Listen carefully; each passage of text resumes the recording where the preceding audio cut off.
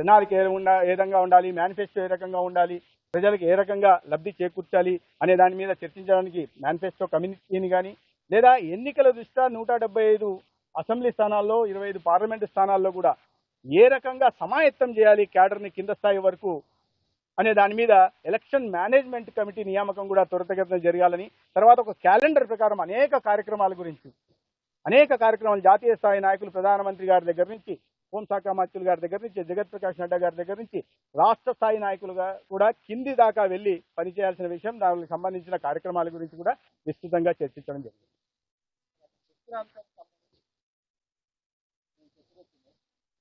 పొత్తుల అంశము చర్చకు వచ్చింది. అయితే సమస్య ఏంటంటే పొత్తులు మేము ఎక్కడ భారతీయ జనతా పార్టీ ఎక్కడ కనిపించినా కూడా పొత్తులేంటి బీజేపీ.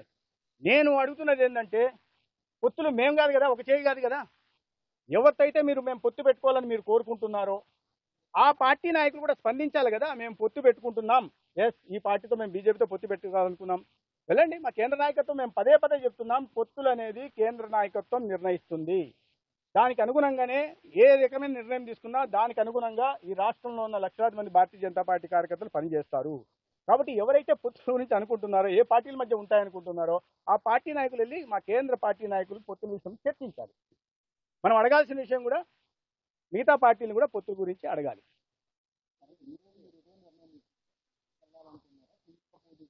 ఇప్పుడు నేను మళ్ళీ అదే చెప్తున్నా, సింగిల్గా పోటీ చేయాలనుకున్నాను నేను. ఇప్పుడు 175-25 అని కూడా చెప్పాను. ఇప్పుడు ఓపెన్ అవతల వ్యక్తి నుంచి కూడా రావాలి కదా, రెండు చేతులు చప్పట్లు కలవాలంటున్నాం. మా స్టాండ్ ఎట్లా చెప్తాం, మా వైపు నుంచి ఎట్లా చెప్తాం, మీ ఇంట్లో ఏం వంట చేసుకోవాలి నేను ఎలా చెప్పగలను. రెండు వైపుల నుంచి రావాలి, రెండు వైపుల నుంచి అటువైపు నుంచి కూడా రావాలి కదా. మేము ఈ రాష్ట్రంలో ప్రకారం వాస్తవ పరిస్థితుల ప్రకారం అయితే భారతీయ జనతా పార్టీ కొద్దిగా బలహీనమైన పార్టీ. అటువంటప్పుడు ఏదైతే బలమైన పార్టీ ఉందో వాళ్ళు ముందుకు వచ్చి చెప్పాలి కదా. వాళ్ళు చెప్పమనండి, చెప్తే దాన్ని బట్టి మా నిర్ణయం, పార్టీ ఏంటి నిర్ణయం తీసుకుంటే దానికి అనుగుణంగా మేము పోతాం.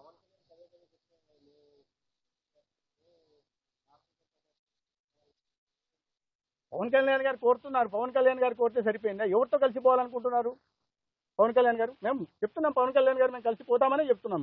ఇప్పటికి కూడా అదే మాట మీద ఉన్నాం, ఇప్పటికి కూడా అదే మాట మీద. ఎవరితో కలవాలనుకుంటున్నారో వాళ్ళతో కూడా ఒకసారి చెప్పించాల్సిన బాధ్యత పవన్ కళ్యాణ్ గారి మీద ఉంది. నేను బలహీనమైన పార్టీ మీరే అంటున్నారు, ఒకవైపు బలహీన పార్టీ, వాస్తవం చెప్తున్నా. ఒక ఎమ్మెల్యే సీట్ లేనప్పుడు బలహీన పార్టీ కాకుండా నేను ఏమన్నా ఎటువంటి మాటలు చెప్పాలి? బలమైన పార్టీ అని చెప్పగలనా? దేశంలో మేము బలమైన పార్టీ, ప్రపంచంలోని బలమైన పార్టీ, దాంట్లో ఎటువంటి అనుమానం లేదు. ఈ రాష్ట్రానికి సంబంధించిన వరకు ఓట్ల శాతం చూస్తే, సీట్ల దాస్యం చూస్తే భారతీయ జనతా పార్టీ బలమైన పార్టీ.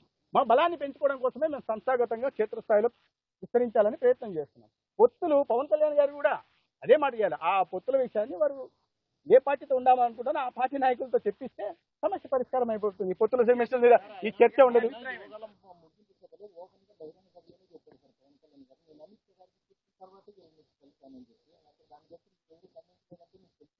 అది కాదండి, మాట్లాడడం వేరు, ముందుకు రావడం వేరు.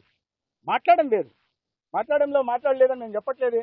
పవన్ కళ్యాణ్ గారు మా నాయకత్వంతో మాట్లాడారనే విషయంలో మేము ఎక్కడ విభజించట్లే. నేనేమంటున్నానంటే పవన్ కళ్యాణ్ గారు మేము ఎవరితో పొత్తు పెట్టుకోవాలనుకుంటున్నామో ఆ నాయకత్వం నుంచి కూడా చెప్పించమంటున్నా. అదే యువగలం వేదిక మీద నుంచి ఆ పార్టీ నాయకత్వం కూడా చెప్పేస్తే సమస్య లేదు కదా. సమస్యకు పరిష్కారం చూపాల్సింది, ఒక సొల్యూషన్ ఇవ్వాల్సింది ఈ రాష్ట్రానికి సంబంధించినంత వరకు భారతీయ జనతా పార్టీ కాదు, మిగతా ప్రధాన పార్టీ. మేము కోరుకుంటామో లేదో నేను స్ట్రాటజీ విషయాలు మీ దగ్గర ఎందుకు చెప్తాను, మీడియాకి ఎందుకు చెప్తాం? వాళ్ళని అడగండి. ఈ మాట మీరు ఇదే మాట వెళ్ళి ఆ పార్టీని అడగండి, మీరు పొత్తు కోరుకుంటున్నారా లేదా అని అడగండి. వాళ్ళు కోరుకోలేదంటే సమస్య లేదు, కోరుకుంటున్నామంటే మిగతా విషయాలు మాట్లాడదాం. మేము జనసేన తప్ప ఎవరు ఒకటి చెప్తున్నా,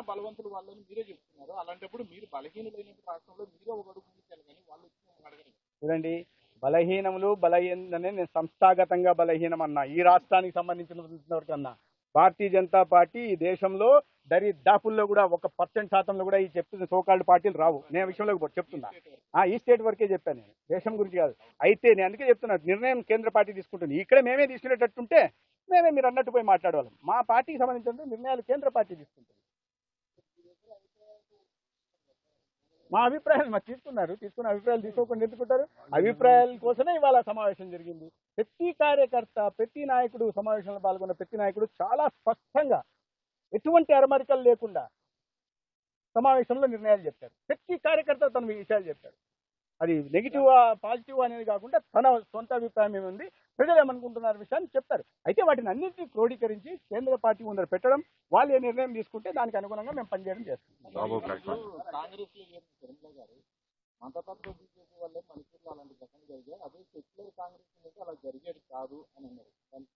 షర్మిల గారు ఒక మేధావి కుటుంబంలో, మేధావి అన్నకి మేధావి చెల్లెలు, బస్సులో చేసే యాత్ర బస్సు యాత్ర అని, పాదాల మీద చేసే యాత్ర పాదయాత్ర అని ఆమె ప్రవచించిన మహాత్మురాలు.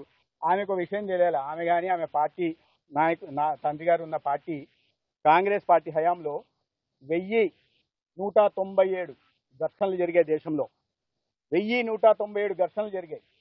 ఒక్క నెహ్రూ సమయంలోనే 397 ఘర్షణలు జరిగాయి.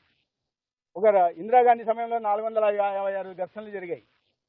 ఒక సిక్కు రాహుల్ గాంధీ ప్రధానమంత్రిగా ఉన్నప్పుడు సిక్కుల మీద దాడి జరిగితే అధికారికంగా 3380 మంది చనిపోయారు. రాజీవ్ గాంధీ ఉన్నప్పుడు ప్రధానిగా ఉన్నప్పుడు 3380 మంది సిక్కులు ఊచకొతపోయబడ్డారు. అనధికారికంగా 17,000 మంది చచ్చిపోయారు. ఇంకో విషయం కూడా చెప్తాను, ఇదే షర్మిల గారికి సమాధానం చెప్పమానండి.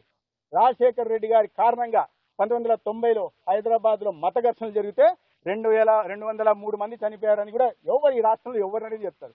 సో మత ఘర్షణలు బీజేపీ హయాంలో జరుగుతాయి. 2 తెగల మధ్య జరిగిన చిన్న సంఘటన అది.